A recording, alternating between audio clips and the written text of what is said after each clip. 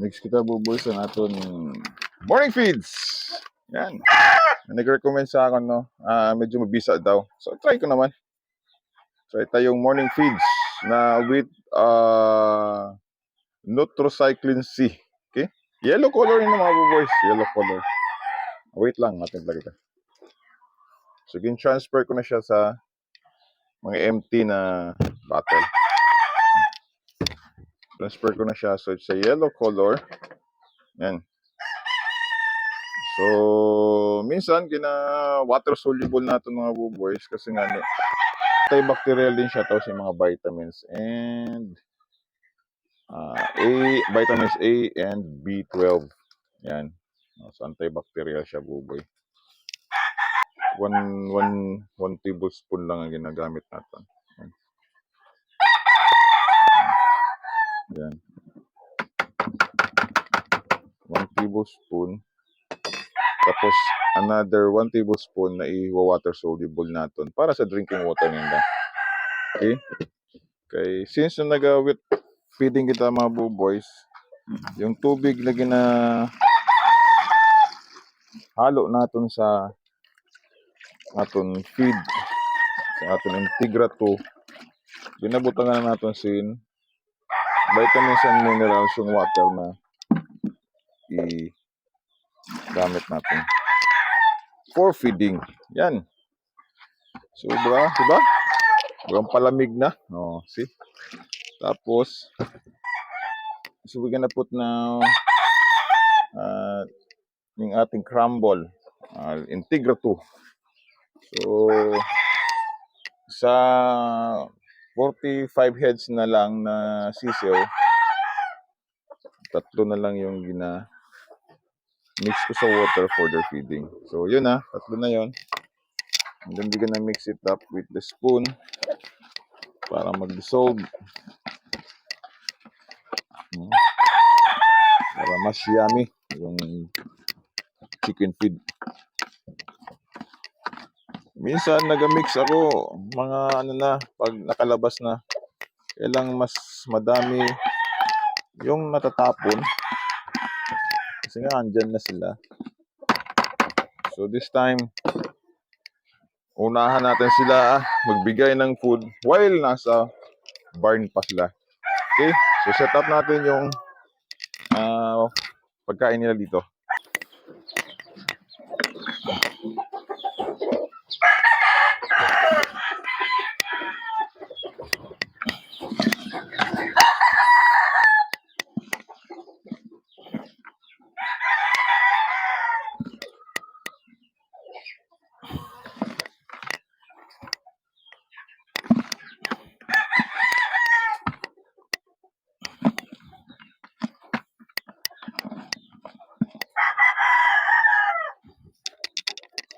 So ready po boys, ready na nating food.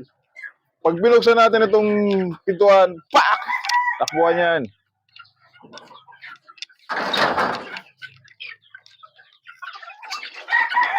Five, 4, 3, 2, 1, pak! Yeah! Pak! Happy farming!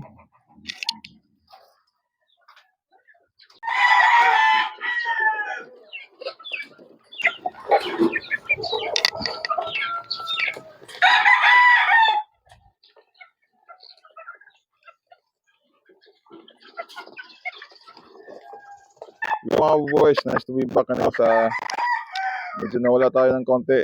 Medyo hindi tayo nakapag-upload lately ng mga bagong videos regarding sa ating backyard farm. Off-season na, yung late born. So, late born is naka-schedule yan nung March, April, May na mga sisiw na born, So, nagsalang pa rin tayo ng mga, konti. So, nakasalang pa rin yung ating pure McLean hatch. Binalik natin yung anak niya na pure doon sa kanyang nanay na McLean hatch na na-acquire natin sa BGC, Bicol Golden Farm. And at the same time,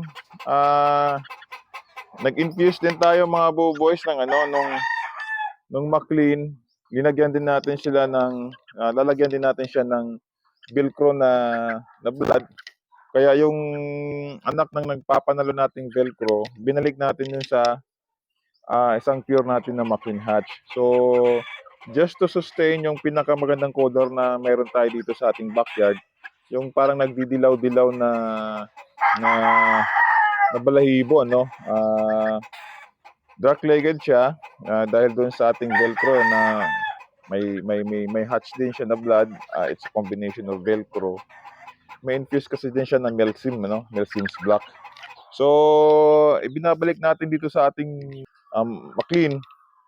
Kasi ngayon yung breeding natin, wala tayo palang ano, hindi tayo nakapag-breed ng itim na paa. Wala na yung mga dark-legged natin ng mga chicken, ng cockerels, no? Kasi nga, yung ating breeding ngayon is a composition of Golden Boy and a Maclean Hatch. So hindi walang lumabas na blue legs or dark legged or yung black leg na blue legs and green legs or black legs. Black legs. Nakagigil ka. So yun so lahat yellow legs. So yun naman kasi yung signature na color natin dito sa backyard. So I wish to maintain all the bloodlines na mayroon tayo before na maganda naman yung record.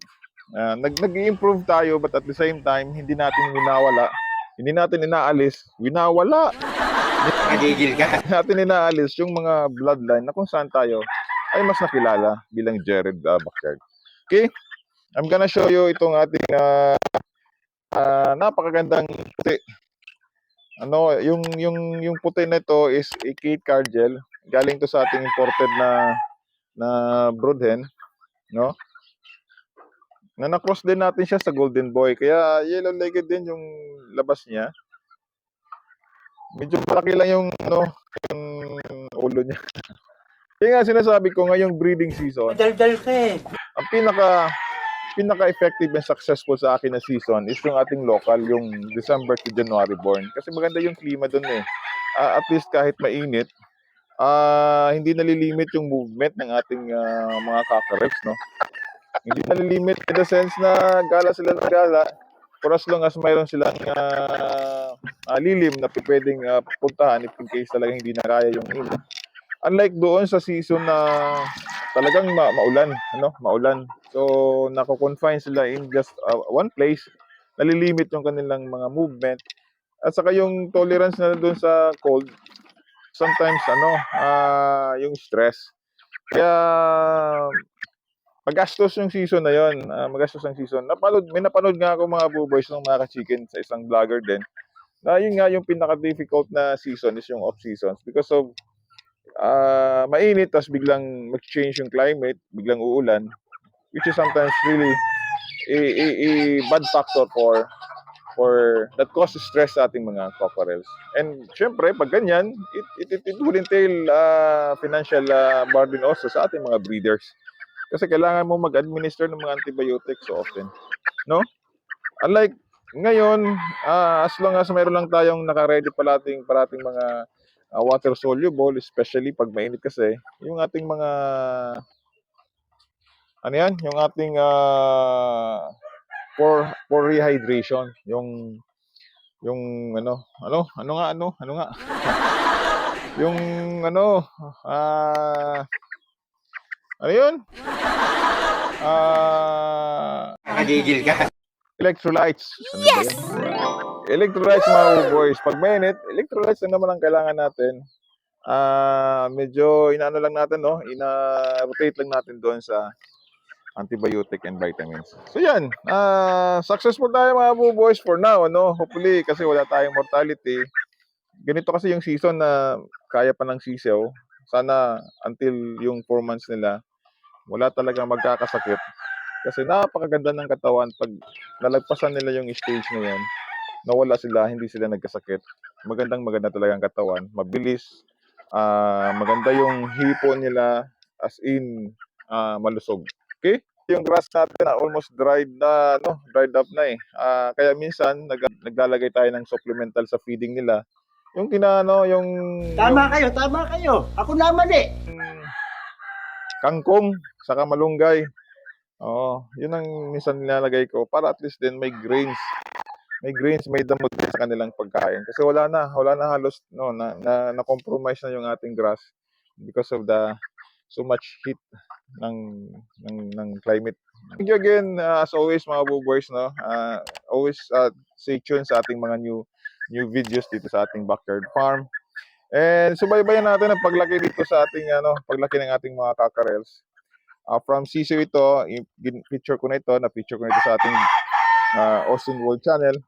Hanggang ngayon, 3 months, 23 months na sila this coming third week ng April. Sana subaybayan nyo until doon sa ating fight day, no? September yung fight nun. Okay, so salamat pa din, and keep safe and enjoy the breeding, okay? Yeah.